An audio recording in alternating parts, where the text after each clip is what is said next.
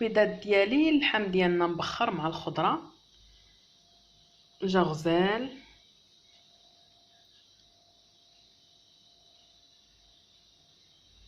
طبق صحي كنتمنى يعجبكم.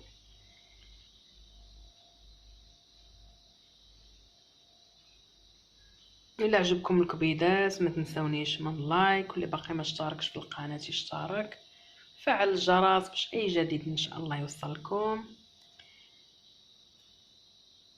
كنتمنى الطبق يعجبكم. شكرا على المشاهده، خليكم مع تتمه الفيديو. الى اللقاء في فيديو جديد ان شاء الله. شكرا الكبيدات. مساء الورد الكبيدات، مساء الورد حبايبي، اش اخباركم؟ لاباس عليكم؟ كنتمنى تكونوا بخير وبصحه جيده ان شاء الله. الكبيدات غادي ندير ضلوع مبخرين مع العنقره، مخلطين الضلوع والعنقره مبخرين مع الخضره. هنايا عندي كوكوط، درت هنايا الماء ودرت فيها زلافه صغيره، ودرت قطع من الحامض باش الكوكوط ما تكحالش. غادي ندير الكسكاس،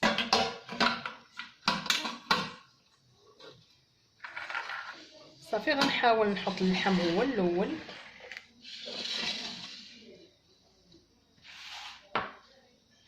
يا بسم الله. ومن بعد غادي نحط الخضره. عندي في الخضره البنات القرعه، كورجيت، وعندي خيزو، وعندي بطاطا، والبصله مقطعه. صافي هنايا غادي نلوح البصله على هذا الشكل هذا. غادي نحاول نستف الخضره، ندير خيزو من التحت للداخل هو الاول باش يطيب.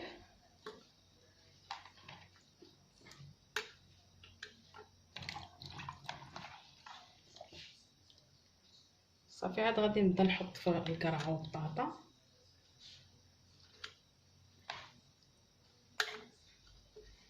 على هذا الشكل هذا.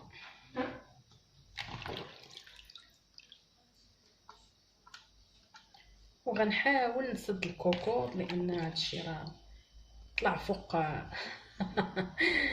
غنحاول نسد الكوكوط حيت اين فوا ما غادي تبدا كطيب غادي يهبط داكشي ما غيبقاش.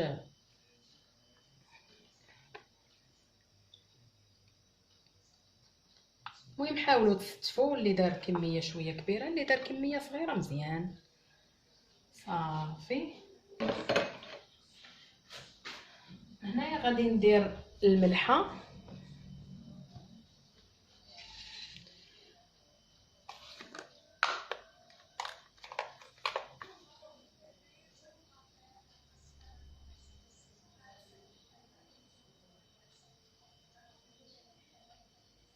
وغندير القزبر غبره، كيجي مع اللحم والخضره كيعطي واحد اللذه. وبالنسبه للحم يعني راه ما يضركمش مع القزبر غبره، صحي. صافي وغادي نسد.